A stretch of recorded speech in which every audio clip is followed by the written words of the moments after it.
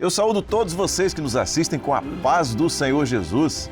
Nós somos a Igreja Cristã Maranata, estamos começando o nosso programa semanal que você assiste aqui através de multiplataformas. Você pode estar nos assistindo pela TV aberta ou também pode estar nos assistindo pelo canal da Igreja Cristã Maranata no YouTube. Se tiver, não esqueça de curtir, comentar e compartilhar. E também pelo canal 126 do Sistema RO da Embratel. Muita gente está nos assistindo através desse canal 85 da Sky Livre, enfim. Sistema multiplataformas da Igreja Cristã Maranata que traz para você esse programa que trata daquilo que é a profecia na Bíblia, daquilo que está acontecendo nos nossos dias, daquilo que é a história da igreja ao longo desses 2000 anos e que tudo isso é trazido nas 7 cartas do Apocalipse. E agora você vê os pastores que estamos aqui no estúdio para essa edição de hoje. Eu cumprimento os pastores Deutigueiros, paz do Senhor Jesus. Paz do Senhor a todos. Pastor Deutigue, que é o presidente da Igreja Cristã Maranata. Por enquanto. Por enquanto, por um longo tempo, se Deus quiser. Pastor Gilson Souza, paz do Senhor. A paz do Senhor. Amém. Pastor Júlio Filgueiras, a paz do Senhor. Paz do Senhor. Pastor Jerônimo Silva, a paz do Senhor. Paz do Senhor. Pastor Sérgio Souza, paz do Senhor. Jesus. Pastor Edson Ian, paz do Senhor. A paz do Senhor. Todos concorrentes. Todos concorrentes, né, Pastor Deutigue? E como dissemos na semana passada, essa saudação, ela se estende a você porque nós desejamos que você também viva a experiência da paz que o Senhor Jesus e só Ele pode dar. Muito bem, estamos nas 7 cartas do Apocalipse. Você já viu muita coisa sobre a primeira igreja, né, que é a igreja de Éfeso, a segunda igreja, sobre a igreja de Esmirna. Eu recomendo, se você não assistiu os episódios anteriores, em nosso canal, o canal da Igreja Cristã Maranata no YouTube, tem todos os episódios e você é nosso convidado a maratonar, para usar uma expressão dos nossos dias, nos episódios que estão já colocados ali para que você possa acompanhar as maravilhas, a profundidade daquilo que é trazido. E nós começamos hoje, vamos fazer uma abordagem ainda de um aspecto sobre a carta à igreja de Esmirna, que foi a última igreja, e entramos hoje na igreja de Pérgamo. Eu vou pedir ao pastor Deutigue para já fazer uma palavra introdutória nesse sentido. Bem, inicialmente, nós temos a preocupação, aqueles que nos ouvem, que nos assistem, alguns que entram, vamos dizer, hoje, que estão entrando hoje, né? Outros há dias atrás, mas não sabem, né, o conteúdo profético desse ensino, que para nós é muito importante. Então, quando você fala 7 igrejas, você fala 7 períodos que são históricos e proféticos da igreja, desde o seu início, que foi o Pentecostes, até o final do seu arrebatamento. Quando nós abrimos as cartas, nós podemos ver que nelas está contido, primeiramente, todo o ensino, desde o Gênesis. Por exemplo, abriu o Gênesis, você fecha no Apocalipse. E as cartas, elas fazem isso. E você vê nas cartas o Gênesis, aquilo que foi escrito, e você vê nas cartas, principalmente, o fim de todas as coisas. O que é muito importante. E a figura que se destaca é a figura do Cordeiro. E o elemento fundamental é o sangue. Então, lá no Gênesis, você vai encontrar o Cordeiro, né? E a figura do Cordeiro em toda a Bíblia. Então, a figura do Cordeiro é subjacente em toda a Bíblia. É como se fosse um fio escarlate, onde tudo começa com o Cordeiro, com o sangue, e vai terminar com o Cordeiro, aquele que foi morto e reviveu. Então você está diante de um livro, que é o livro do Apocalipse, que faz o desfecho de todas as coisas, onde o Senhor Jesus é o centro de tudo isso, porque é o Senhor da igreja, apesar vamos dizer, da maneira como você lê o livro e vê as conotações dadas a cada período da igreja, e aquilo que agradou ao Espírito Santo e aquilo que não agradou, mas ao mesmo tempo, aquilo que o pastor Sérgio sempre coloca, não é? Que é o desejo do Senhor de que tudo dê certo, que o homem volte à sua posição, né? Aquilo para o qual o homem foi chamado e designado. Então, em cada igreja há sempre a luta. Aquilo que foi a igreja de Éfeso, estava a grande luta. O que é? A igreja de Éfeso tinha uma responsabilidade. E ela cumpriu essa responsabilidade. E o Senhor assim, se agradava daquela igreja. Não é? Éfeso quer dizer, a palavra Éfeso quer dizer aceitável. Então, o Senhor aceitou o trabalho daquela igreja. E qual foi o trabalho dela? Foi a doutrina. Então, você vai pegar os evangelhos e você vai pegar o livro de Atos dos Apóstolos e você vai ver a doutrina. E quando ele fala que aceitou, ele aceitou a luta da igreja que veio depois, já em Esmirna. A palavra mirra fala a respeito do sofrimento da igreja. Ao mesmo tempo, se nota o trabalho que é o contrário, sempre foi. Então, o Senhor levanta alguma coisa, o inimigo vem e levanta outra. E o segredo de Éfeso foi esse.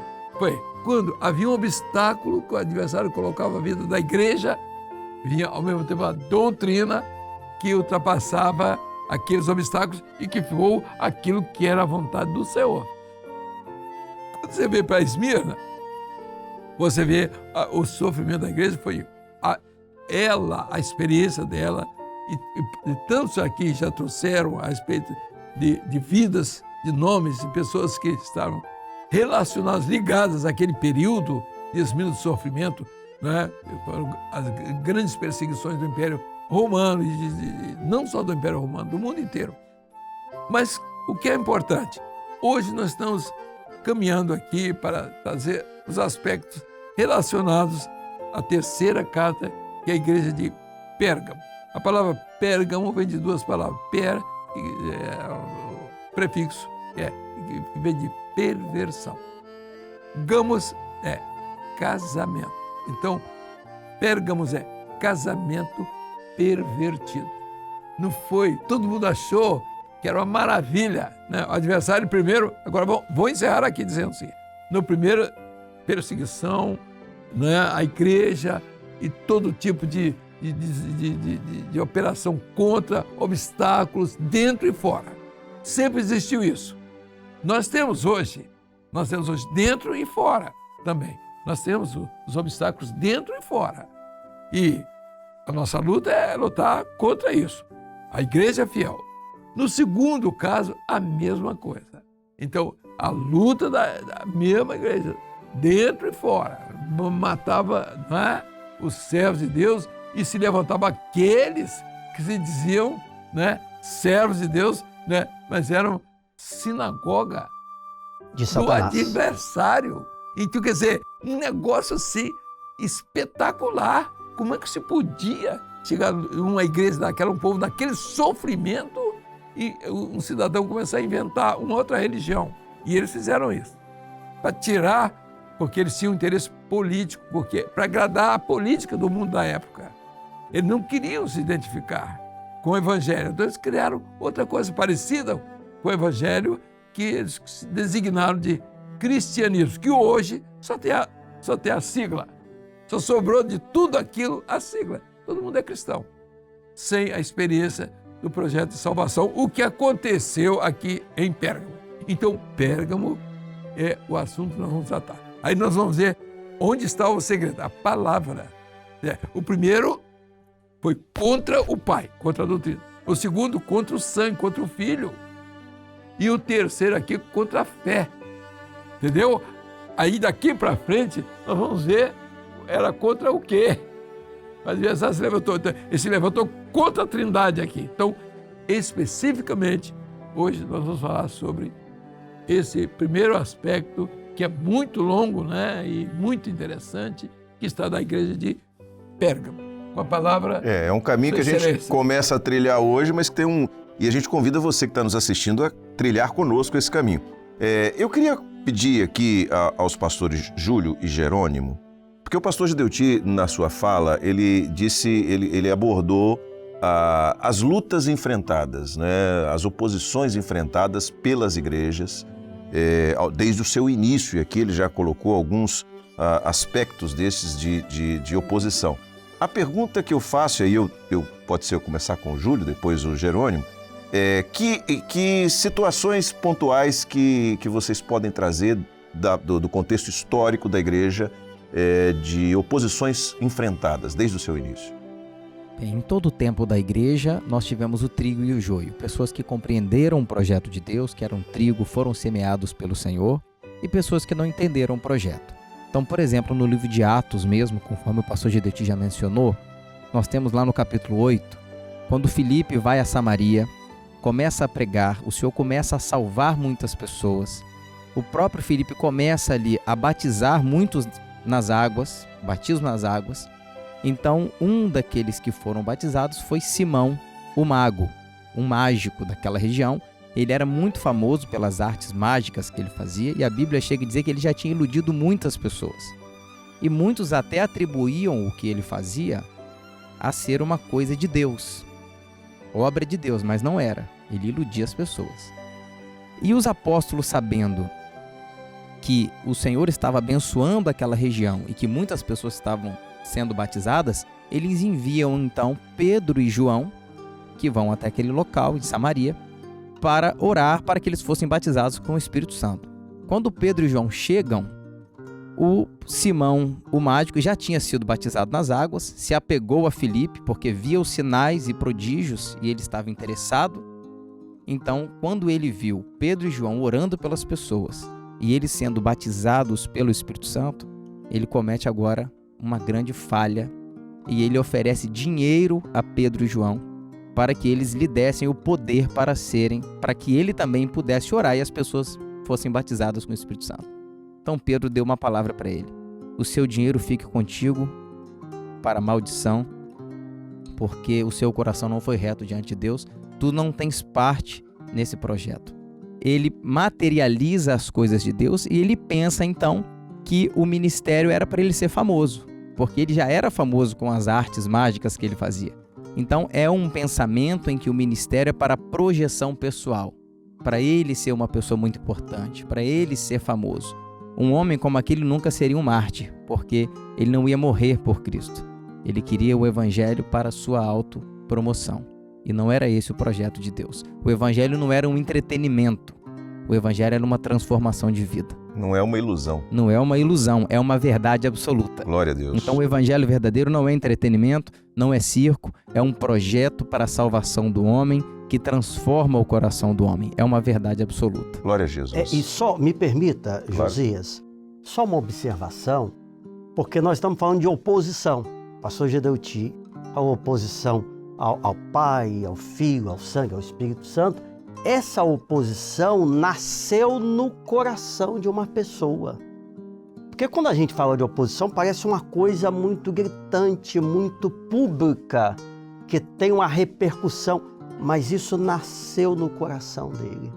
Então é o cuidado que nós temos que ter, porque só está imune a esse tipo de oposição, que pode ser até no interior, na mente, no coração, aquele que compreende a doutrina e que tem a revelação do Espírito Santo. Só assim você pode vencer esse tipo de situação. Muito bom. Pastor Jerônimo. Interessante, pastor Josias, que também no livro de Atos, capítulo 5, nós vamos encontrar Ananias e Safira. O que era muito comum naquele tempo? As pessoas aceitavam a Cristo, elas vendiam tudo que tinham, passavam a viver em comum e ali todos comiam, trabalhavam, serviam a Deus juntos. Ananias e Safira tinham uma propriedade, eles venderam e eles chegaram para Pedro e disseram que venderam por X, quando na verdade haviam vendido por um preço bem maior. E é interessante que o pastor Gedeuti sempre menciona a operação dos 7 espíritos nessa carta. E nós vamos ver nesse momento esses espíritos do Senhor, essas operações do Espírito do Senhor na ação de Pedro com Ananias. Então, o espírito de discernimento, ele diz: olha, Ananias, você, na verdade, quem encheu o seu coração foi o adversário. O espírito de revelação, você não vendeu por esse preço, você vendeu por um preço bem maior do que o que você está dizendo. Muito bom. O espírito de temor, o que acontece? Ananias morre ali, né? Ele cai ao chão porque ele mentiu E aí, nós precisamos fazer aqui, né, pastor Gideuti, fazer aqui um recorte, que a questão não é ter dado o dinheiro ou não. A questão é porque ele mentiu ao Espírito Santo. O Senhor não pediu a ele os bens dele, não.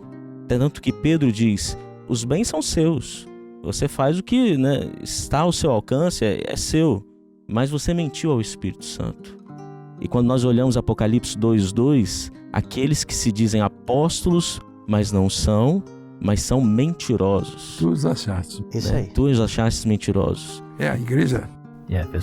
de Éfeso, né? Né? Na igreja de Éfeso. Ou seja, ali a mentira dele, e aí vem logo depois sua esposa, quase 3 horas, conta a mesma mentira, acontece o mesmo, há esse juízo da parte do Senhor, morre, o espírito de temor caiu sobre todos, ou seja, o espírito de temor, e o espírito de fortaleza, porque a igreja ia crescendo,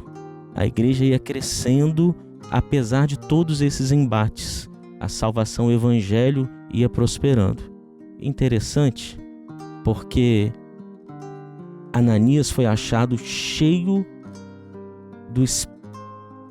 da mentira que Satanás havia colocado no coração dele. Quando nós lemos um versículo antes de Ananias, o Senhor fala sobre Barnabé. E Barnabé vendeu tudo que tinha, depositou aos pés dos discípulos para servir ao Senhor. E Barnabé, em Atos 11, era um homem cheio do Espírito Santo e de fé. Aí está a diferença. Um estava cheio da mentira e do espírito de engano.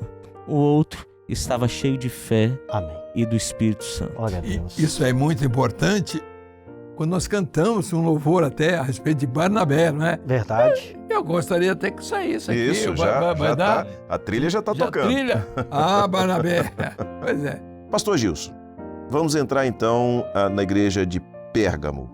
Qual o contexto histórico, né, da igreja de Pérgamo que envolve esse período que está na palavra como Pérgamo?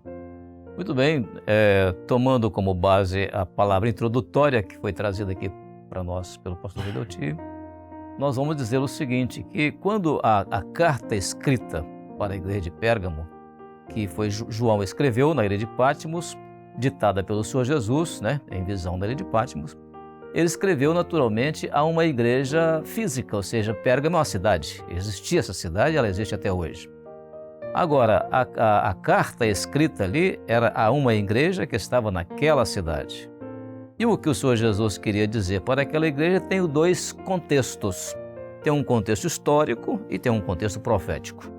Aí o que vai acontecer agora? Quando ele escreve para a igreja de Pérgamo, ele está escrevendo a respeito de um período durante a existência da igreja, em toda a história dela até os dias de hoje, em que naquele momento ali vai acontecer algo que vai se opor à grande mensagem do Senhor para aquele momento ali, que é a mensagem de fé.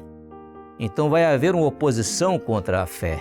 Assim como nós, nos episódios anteriores, fizemos comentário a respeito da oposição que houve contra a palavra no período profético de Éfeso, também no período profético de Esmirna, houve ali uma oposição contra o corpo, a igreja, o filho, o sangue de Jesus. E agora, a doutrina, na palavra em Éfeso foi a doutrina, né? E agora, a igreja em Esmirna vivendo a doutrina, aí veio então outra oposição, que é a oposição contra o corpo, a matança dos irmãos ali, mas uma oposição que se levantou, portanto, contra o Senhor Jesus, porque a igreja é corpo de Cristo. Agora, o terceiro aspecto da terceira carta, a Pérgamo, que é essa que nós estamos abordando hoje, então nós vamos falar aqui sobre a fé. Por quê? Conforme você deve ter observado, nos episódios anteriores, nós sempre fizemos um relacionamento com as cartas do Apocalipse, elas relacionadas com as 7 parábolas que o Senhor Jesus contou em Mateus capítulo 13, são parábolas do reino. Então há uma conexão muito próxima entre cada parábola com cada carta do Apocalipse, conforme você pode observar no quadro que está exposto aqui à frente, né? E aí você vai ver que em Pérgamo está exatamente uma igreja que vai ter um período histórico em que nela vão acontecer várias coisas previstas pelo Senhor Jesus tanto naquilo que ele escreveu na parábola que foi contada por ele, quanto aquilo que João escreveu na carta dirigida à igreja de Pérgamo. Por exemplo, a questão da fé. Por que a parábola relacionada a Pérgamo, conforme pode ver no nosso quadro, é a parábola do grão de mostarda? Porque vai agora haver em Pérgamo uma mudança, uma transformação, ou seja, Pérgamo vai ser uma transição. A palavra certa é transição. A igreja agora ela vai em Pérgamo perder aquela característica de uma fé interior, como a semelhança de um grão de mostarda, que é uma vida latente, e ela vai agora, quando alguém pega dessa semente e lança no seu campo, ela se transforma numa grande árvore, ou seja, isso profeticamente está relacionado ao que vai acontecer exatamente no período de Pérgamo. A igreja vai deixar de ser uma estrutura de fé interior e ela vai passar a ser uma estrutura de fé apenas exterior. E aí, portanto, isso vai se dar num período histórico, presumivelmente, entre os anos 312 e 313 até 590, cerca de mais de 200 anos que a igreja vai passar esse período histórico de Pérgamo, nos quais vão acontecer exatamente aquilo que o Senhor Jesus predisse na carta escrita para a igreja de Pérgamo. Então, todos os detalhes que nós veremos a partir daqui vão mostrar que nesse período profético,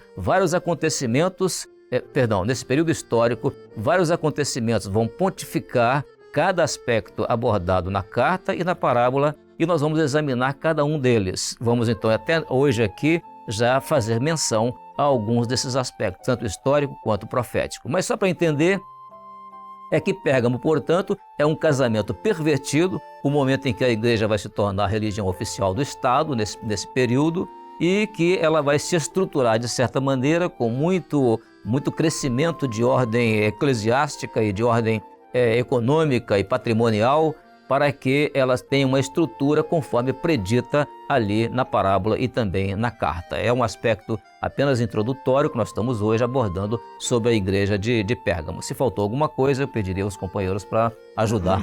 Não, só acrescentaria o seguinte, é que na primeira carta, a oposição foi de fato a doutrina e foi com perseguição, oposição, foi tudo aquilo que foi possível ser feito. Mas a igreja deixou os escritos, que são os evangelhos, tudo que a doutrina ficou. Na segunda carta, a oposição é morte. Não adianta ser contra, não, tem que matar a turma. Se não matar, eles vão continuar pregando a mesma coisa. Então, foi morte. E nessa terceira foi união. Vamos destruir nos unindo. Porque se ele confunde a fé, então aí aquilo que o trigo e o joio, não, mistura os dois, bota os dois, e para não ter o efeito.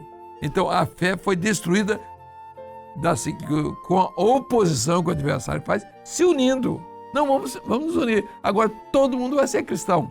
Pronto, pode continuar. Vamos lá. Pastor Edson Ian, esse período, né, do início da história da igreja foi um período onde o mundo esteve dominado pelo Império Romano. Como é que foi essa relação do Império Romano e de maneira específica na igreja de Pérgamo? Amém. Primeiramente, eu só queria citar aqui o Antipas, né, que lá em Apocalipse 2:13 diz assim: ainda nos dias de Antipas, minha fiel testemunha, o qual foi morto entre vós, onde habita o trono de Satanás. Então, em Pérgamo, existiu um Antipas que que seja esse Antipas, porque ele foi contemporâneo de João, o apóstolo João.